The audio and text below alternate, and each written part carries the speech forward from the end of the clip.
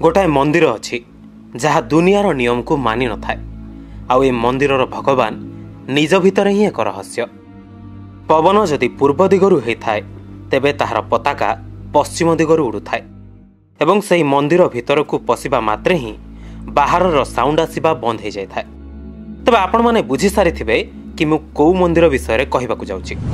हाँ, मु कथा होची हिंदू धर्मर चारि धाम मध्यरु गोटाए धाम तथा आम समस्तंकर स्वामी श्री जगन्नाथ महाप्रभु एवं तांको धाम विषय जहां को बुझिबा आम मनुष्य मानक पई केवल मुश्किल ही नुहे बरং असंभव मध्य। एवं यह ही कारण कि पुरीर जगन्नाथ मंदिर को रहस्यमयी मंदिर मध्य कहा जाए। एही मंदिर रे लागिथिबा पताका बा बानार कहानी तो आपण मानकु जणाथिबो जहाँकि सबु बेले पवनर विपरीत दिगरे उड़े, किंतु एठी आहुरी अनेक किछि अछि जहाकू आपण माने जानि नाहंती किंबा पुणी थरे सुनिबाकू चाहंती। तबे चलंतु आरंभ करिबा आजिरो एपिसोड एवं जानिबा महाप्रभु श्री जगन्नाथ एवं तांको चमत्कारी मंदिर विषय रे केवल आपणकर निज चैनल झरका रहस्य रे।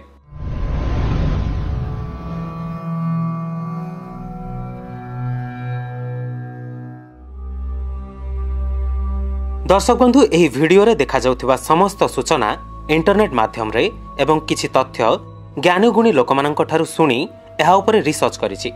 आशा करूछि वीडियो रे देखा जाइथिबा समस्त सूचना ठीक देबी। तथापि जदि किछि भूल भटका थाए तबे कमेंट बॉक्स रे निजर मत रखिबाकू भूलिबेनी, जहा फल रे आउ किछि ठीक तथ्य मते मध्य जणा पड़िबो। एथि सहित जदि किछि त्रुटि थाए तबे क्षमा करिवे। तबे चलंतु आगु को बढ़िबा। पुरी जगन्नाथ धाम ए दुनिया रे थिबा विरल धाम मानक भितरु अनन्य। एहा भारतर चारि धाम भितरु गोटाए। एही मंदिर को नहीं आगरु अनेक मान्यता रहिछि। कुहा जाए भगवान विष्णु एही चारि धाम रे प्रकृत रे विराजमान अछंती। चारि धाम मध्यरु से प्रथमे हिमालयर शीर्ष रे थिबा बद्रीनाथ को जाइथांती ओ सेही बद्रीनाथ रे स्नान करिथांती। एहा परे पश्चिम रे थिबा गुजरात द्वारिका को जाई निजर वस्त्र मध्य बदलै थांती। वस्त्र बदलैबा परे पुरी श्रीमंदिर रे आसी भोजन मध्य ग्रहण करती एवं सर्वशेष रे दक्षिण रे थिबा रामेश्वर को जाई विश्राम करिथांती बोली मान्यता रही आछि।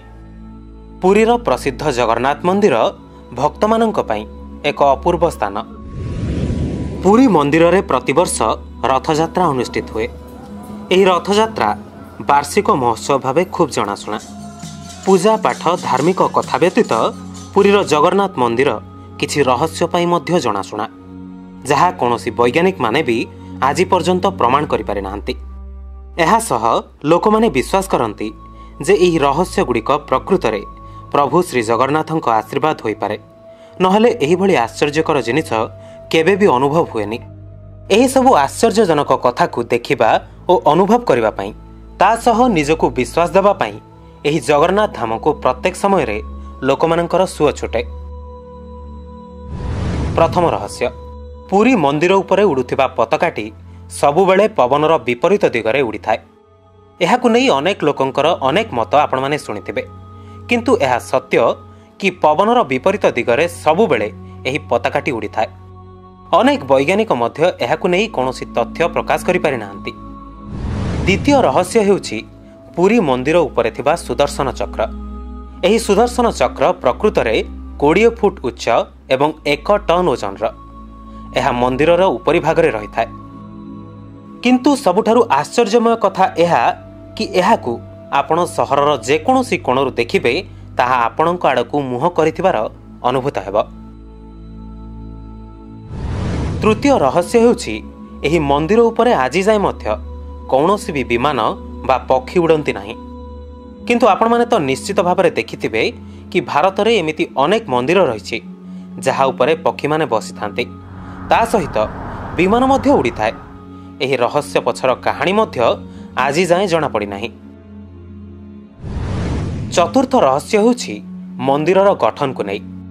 जेमिति दिन रे मंदिर उपरे सूर्य किरण पड़िले मध्य मंदिरर छाई केउठी भी देखिबाकू मिले न थाए।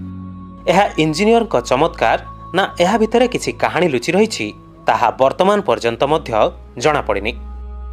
पंचम रहस्य, जगन्नाथ मंदिरर सिंह द्वार को नहीं रहिछि। जेपरि आपण माने जगन्नाथ मंदिर को जीवा पई 4टी द्वार रहिछि बोली निश्चित भाव में जानिथिबे, किंतु सिंहद्वार हेउछि जगन्नाथ मंदिर भितर को प्रवेश करिवार मुख्य द्वार। जेतेबेले आपण सिंहद्वार देई प्रवेश करिवे सेतेबेले आउ ए समुद्रर लहरीर शब्द शुभिब नाही। एई कथा मध्य एक प्रकार पौराणिक कहानी उपरे पर्यवेसित बोली मान्यता रहिछि। महाप्रसाद रहस्य। तबे प्रत्येक दिन हजार हजार लोकंक पई पुरी जगन्नाथ मंदिर रे महाप्रसाद तैयारी होइथाय, किंतु ए महाप्रसाद आजि जाए नष्ट होइनी। गोटाए दिन रे पाखापाखी 2000 रु 2 लाख भक्त मंदिर परिदर्शन करते, किंतु मंदिर रे रखा जायथिबा महाप्रसाद रो परिमाण वर्ष सारा समान रहिथाय। तथापि आजि जाए केबे भी महाप्रसाद खराब बा नष्ट हेइनी। महाप्रसाद तैयारी रे मध्य अनेक रहस्य रहिछि, जेपरि माटी हांडी पात्र रे जाळाणी काठ व्यवहार करी एही विशेष सुस्वादु अभड़ा को रंधा जाय थाए। एथिरे मात्र 7टी माटी हांडी व्यवहृत हुए एवं सेगुड़ाक गोटाए परे गोटाए रखा जाय थाए। एठारे सबुठारु आश्चर्यजनक कथा एहा कि उपरे बसिथिबा पात्रटीर खाद्य प्रथमे प्रस्तुत होई थाए, तापरे तळ हांडीर खाद्य प्रस्तुत हुए। एसबु कथा ओडिया लोकंक पई खूब खास, काहेकिना एभली आश्चर्यकर घटना को सेमाने भगवान को उपस्थिति बोली मने करंती ओ पुरी रे भगवान श्री जगन्नाथଙ୍କ उपस्थिति अछि बोली अनुभव कराए।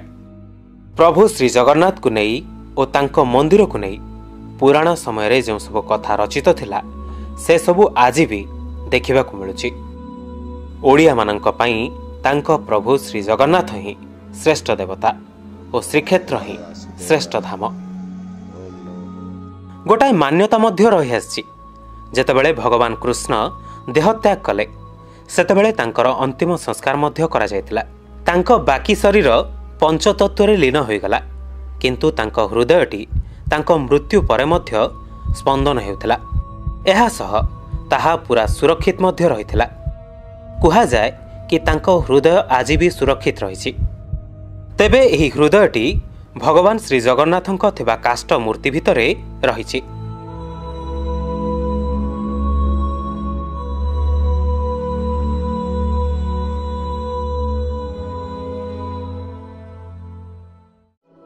आज एपिसोड रे बास एतिके। केमिति लागिला कमेंट निश्चय करिवे। एही भली आउरी इंटरेस्टिंग वीडियो देखिबा पई आम चैनल झरका रहस्य को सब्सक्राइब करबा को भूलिबेनी। पुणी थरे देखा हबो आउ एक नुआ एपिसोड रे।